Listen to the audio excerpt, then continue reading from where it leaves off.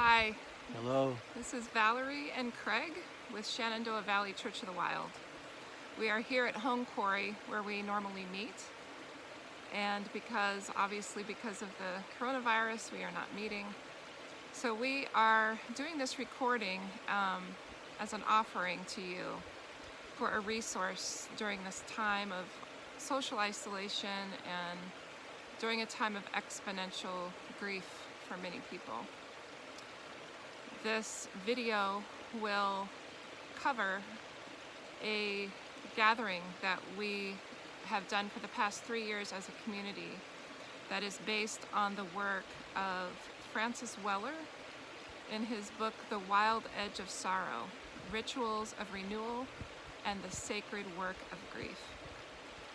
We've gathered together on the Saturday in between Good Friday and Easter, which in the traditional church and the Catholic Church, liturgical churches, is known as either Holy Saturday or Black Saturday. It's this in-between time, in between death and new life, this kind of suspended reality in between what has died and what is yet to come. So we know that we all come from different religious and spiritual backgrounds, but most of us know and are familiar with the story of from Christian scripture, the story of Jesus, his life, death, and resurrection. But this same story is also archetypal and points to a truth that is beyond just Christian scripture and beliefs. It is rooted actually in pre-Christian beliefs and ancient understandings of the world and the cycle of life. And it's rooted in the natural world, in the changing seasons of the year, as we witness the movement of death from one creature or from a leaf into life for another. So this, the ending of one cycle of darkness and the winter that we are just leaving of hibernation and transitioning to a season of new growth. And in the time of the virus, in this time that we are in right now, it is this suspended time between what has been that is no longer and what wants to emerge through us and in the world. So today we come to honor our grief, to honor the grief of the world and of the earth. We stand in this transition time between old and new, between darkness and light, and death and new life. So we will honor today not only our own grief, but to allow space to experience what we're actually feeling right now, so that sorrow can flow through us instead of clogging up in our bodies and in our psyche. And by doing so, we also till the ground for what is wanting to be born in us and through us, for the healing and transitioning of the world. In this time of social separation, we're reminded of the disconnection at the root of the environmental crisis and of the social crisis of racism and all the isms.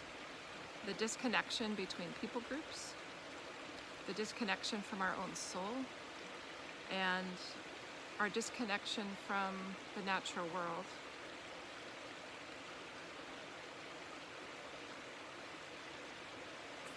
So in this epoch that we are in human history, we do not just attend to our personal grief, although that is part of what we are here to do. We are also living in a time of major transition collectively, accompanied by the chaos of a political, social, economic, and planetary uncertainties. George Monbiot says, To be aware of the wonders of the living planet is to take on an unbearable burden of grief.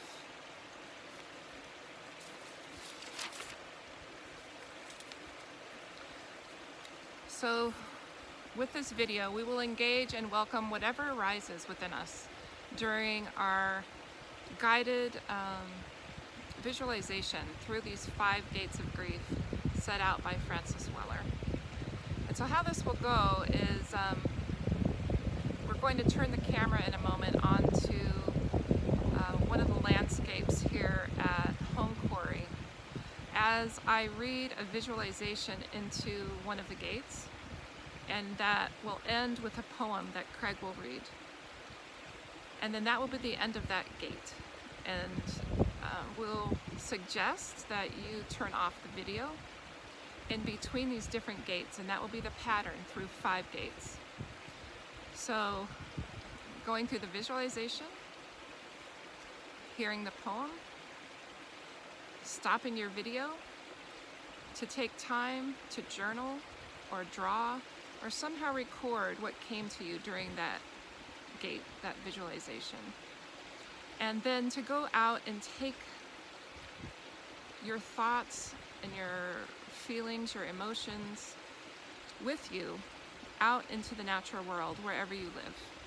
Whether that is into your backyard with a tree or in a park or wherever calls you that makes sense at this time. And have a conversation. Bring your sorrow, bring your grief out to the natural world that wants to companion you during this time. Whether that's for 10 minutes or 30 minutes is completely up to you. And then you can go back to the video and listen for the next gate. So we hope this makes sense, and we will get started right now before the sun goes down here at Home Quarry. So we're going to turn the camera now to face Home Quarry Creek as we read and usher you in to the first gate.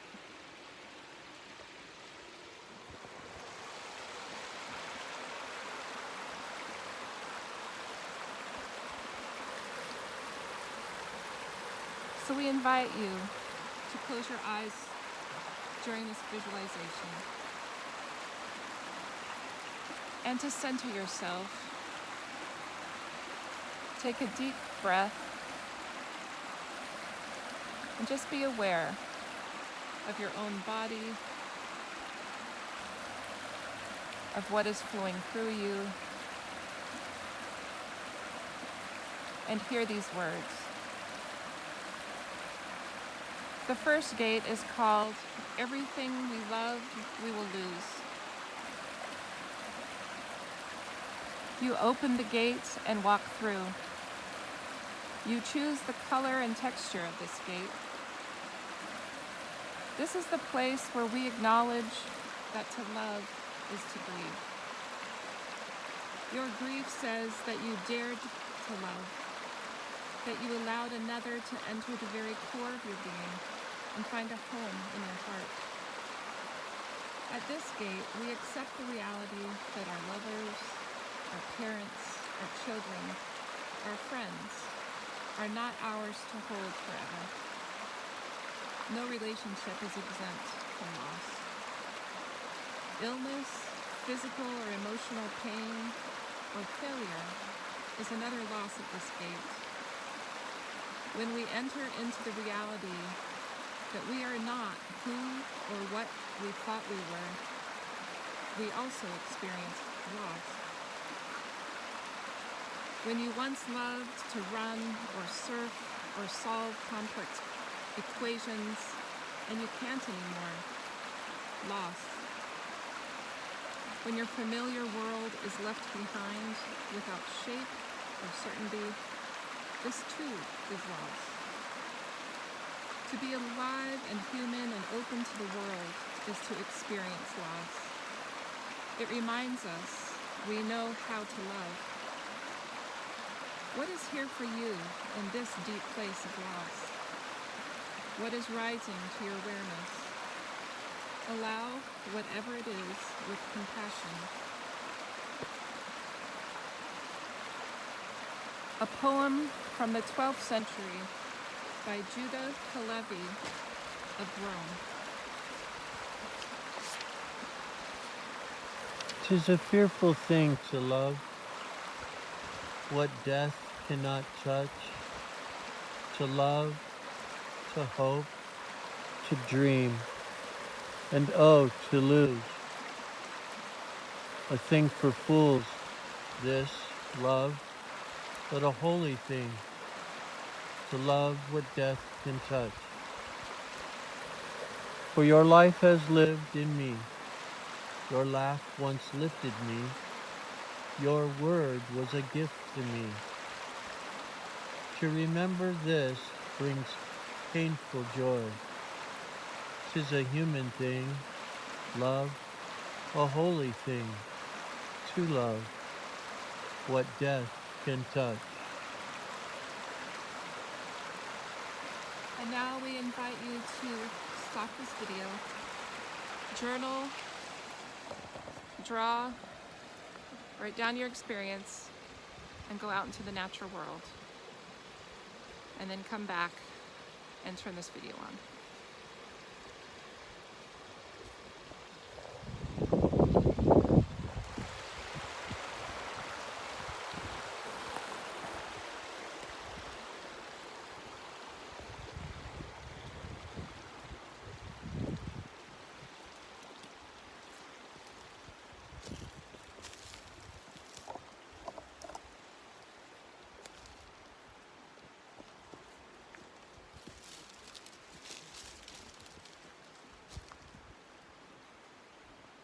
The second gate, the places that have not known love.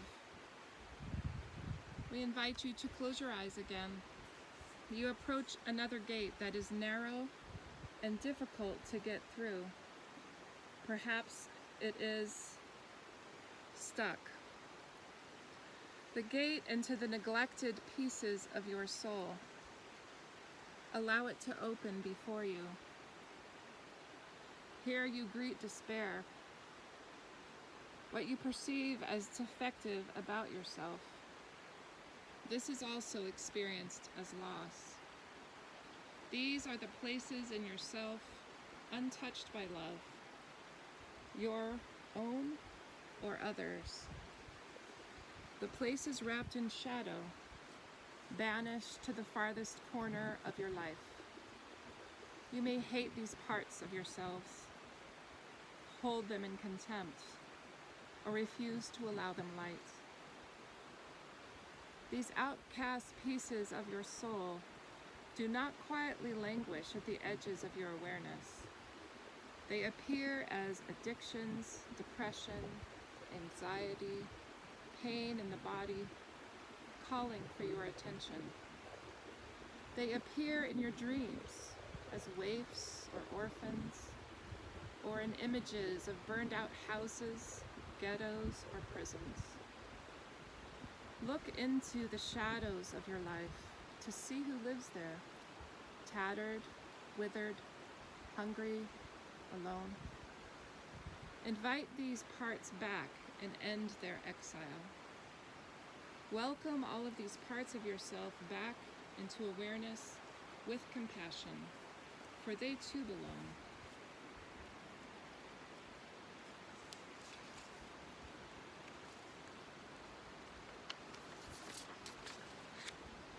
The grief that you experience at this gate is soul loss.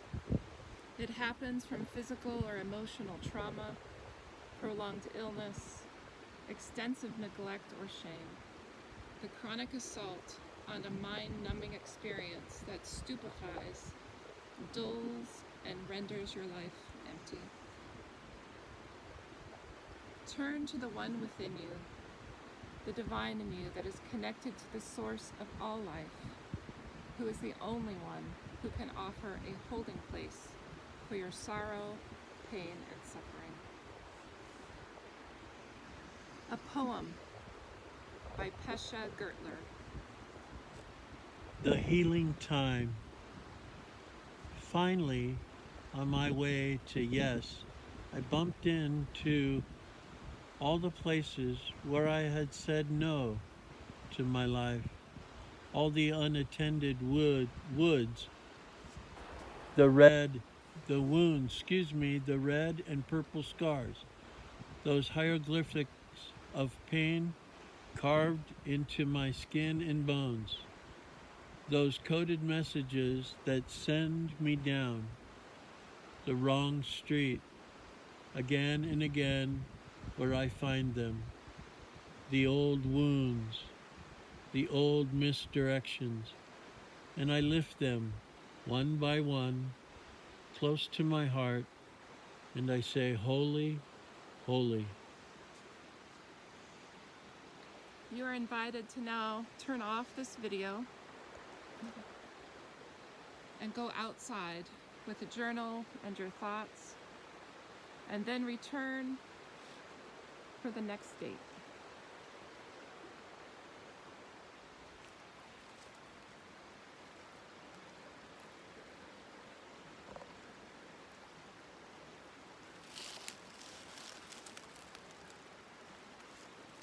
The third gate, the sorrows of the world.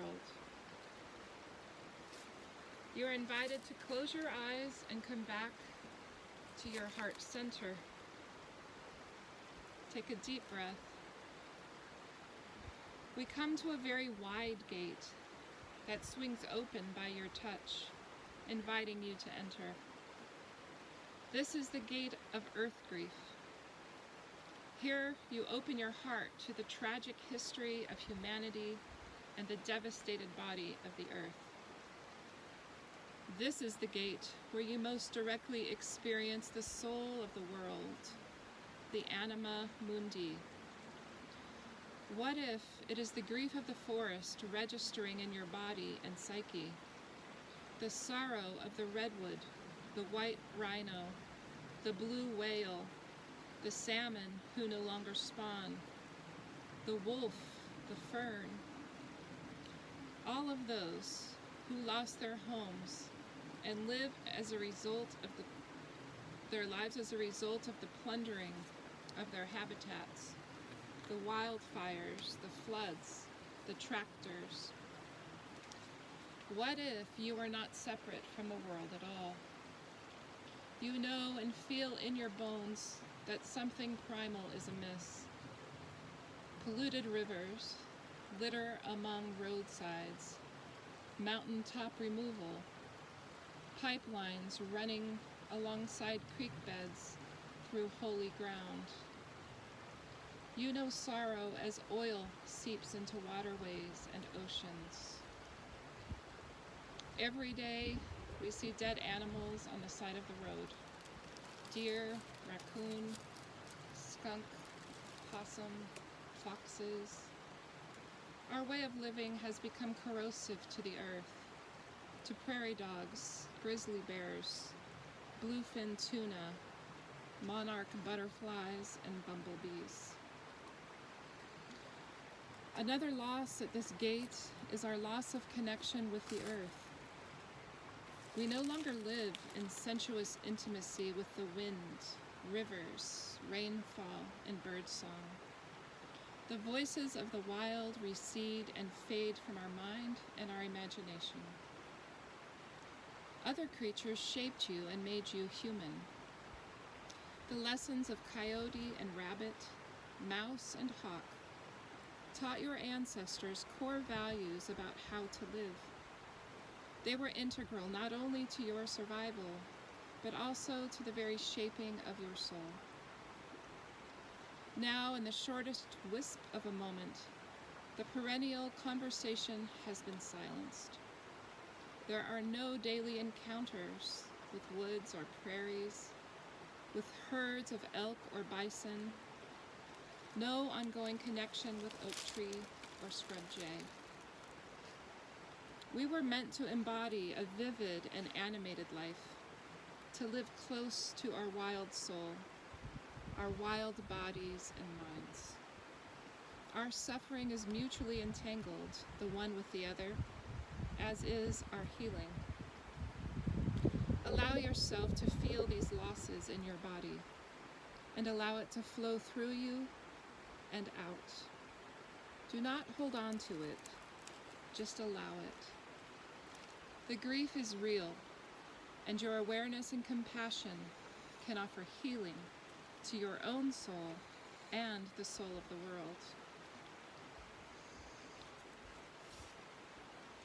A poem by W.S. Merwin. Dragonflies. Dragonflies were as common as sunlight, hovering in their own days, backward, forward, and sideways, as though they were memory. Now there are grown-ups hurrying who never saw one and do not know what they are not seeing. The veins in the dragonfly's wings were made of light.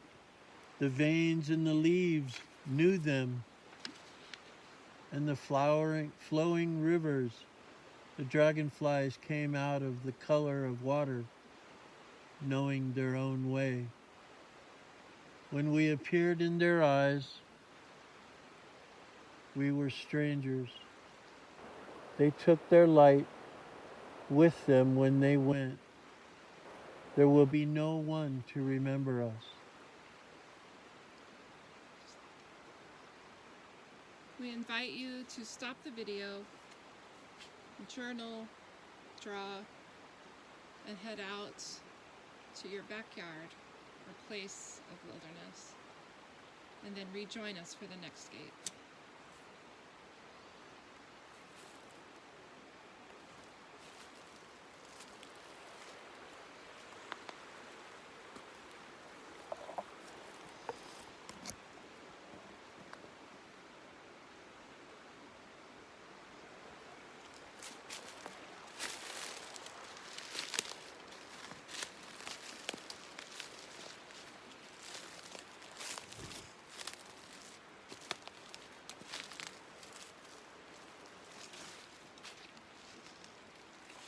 The fourth gate, what we expected and did not receive. You stand at a gate that is hard to identify. It blends in with its surroundings. It is more like passing through a threshold. You enter into the sorrow that calls forth the things we may not even realize we have lost. Walk through and notice what is there. There, right there, are expectations encoded in your physical body and your psyche. You anticipated a certain quality of welcome, engagement, touch, and reflection. You were born expecting your needs to be met by love and attention. You expected a rich and sensuous relationship with the earth, communal rituals of celebration, grief, and healing that keep us connected to the sacred. But you did not experience what you needed or expected, whether conscious or not. The core of this grief is your longing to belong, wired into you by necessity. Another facet of loss at this gate concerns the expectation of purpose in your life. Deep in your bones lies an intuition that you arrived here carrying gifts to offer the world. Over time, these gifts are meant to be seen, developed, and called into full expression. To feel valued for the gifts you are born with affirms your worth and dignity. But this does not always happen. Hidden within the losses at this gate is your diminished experience of who you truly are. Widespread feelings of loneliness may erupt through your days. You may often feel flattened under the weight of daily life, which smothers the heat and howl of your wild self. Your unconscious disappointments linger from the failure to receive these necessary elements and evolves into a sense of emptiness. Facing your emptiness is key to your freedom. You were created for community, connection, and purpose. A poem by Mary Oliver. You do not have to be good. You do not have to walk on your knees for 100 miles through the desert repenting. You only have to let the soft animal of your body love what it loves. Tell me about despair, yours, and I will tell you mine. Meanwhile, the world goes on. Meanwhile, the sun and the clear pebbles of the rain are moving across the landscapes, over the prairies and the deep trees, the mountains and the rivers. Meanwhile, wild geese, high in the clear blue, are heading home again. Whoever you are, no matter how lonely, the world offers itself to your imagination, calls to you like wild geese, harsh and exciting, over and over announcing your place in the family of things. We invite you to turn off the video again. Journal, record, and go outside. And then rejoin us for the final gate.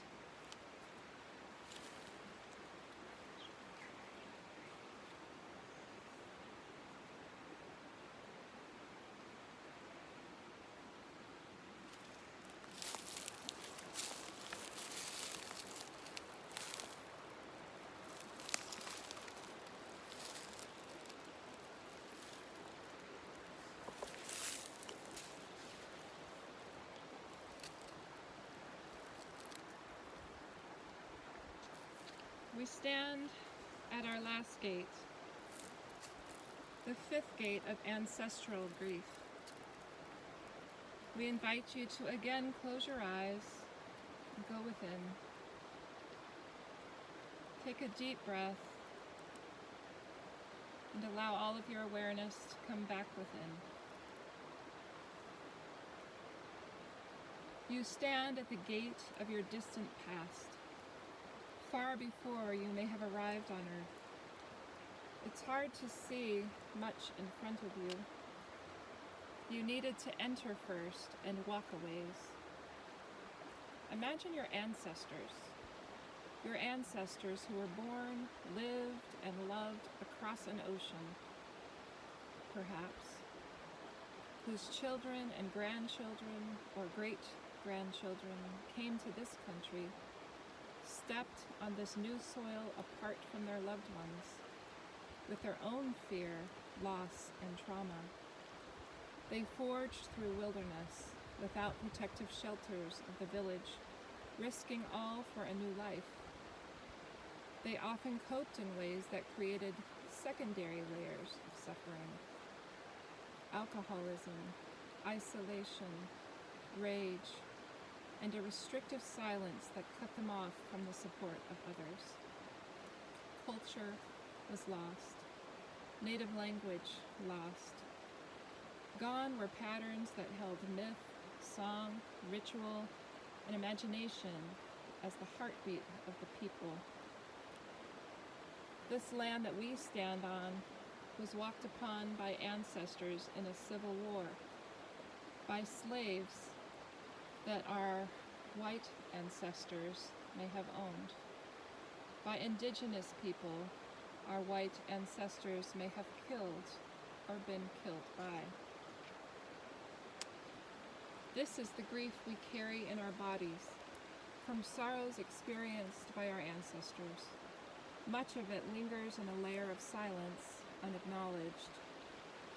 We are surrounded by the ghosts of unwept ancestors. Allow this pain and notice where it is in your body. Do not cling to it, but allow it to flow through you. Know that your well ancestors are here with you to offer guidance and to walk with you. Know that the work that you are doing, the grief that you allow, the compassion you show affects their healing as well as your own. This poem is an essay by Tao Terra entitled, "When Grief Comes Calling, Invite Her In."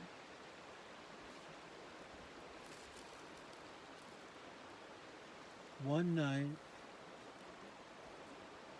she gave me a present.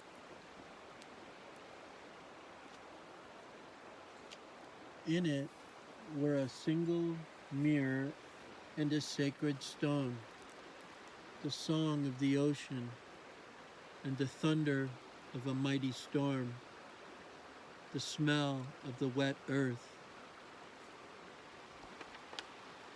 and the breeze of the trees in summer. There were herbs and flowers, bodies and birds, memories and ancestors. In the very bottom, a tender dark song.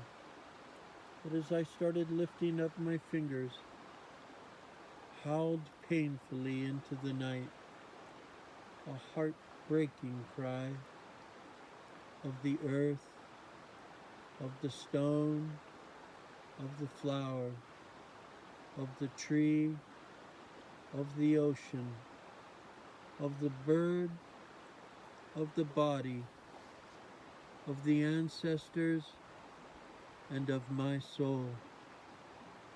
She held out the mirror, and I saw I bore such striking resemblance to them all, and all their pain, their grief.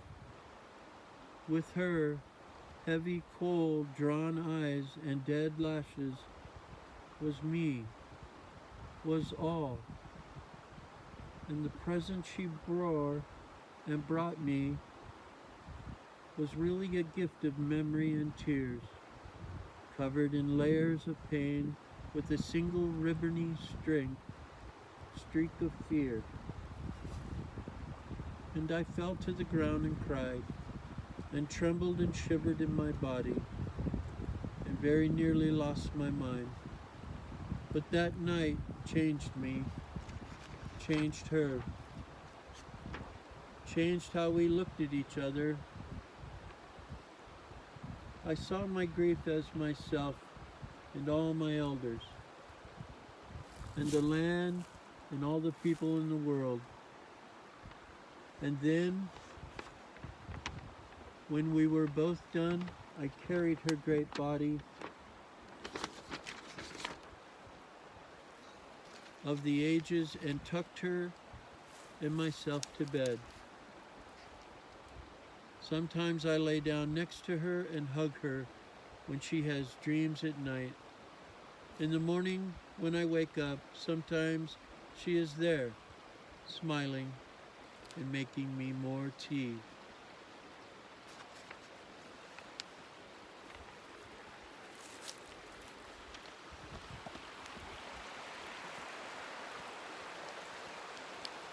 So that we come now to the end of our gates, and we thank you for joining us. We hope that this is a resource for you to use, and that you can enter in fully to everything that is coming to you during this time, with our prayers and our love. Until we see you again. Blessings.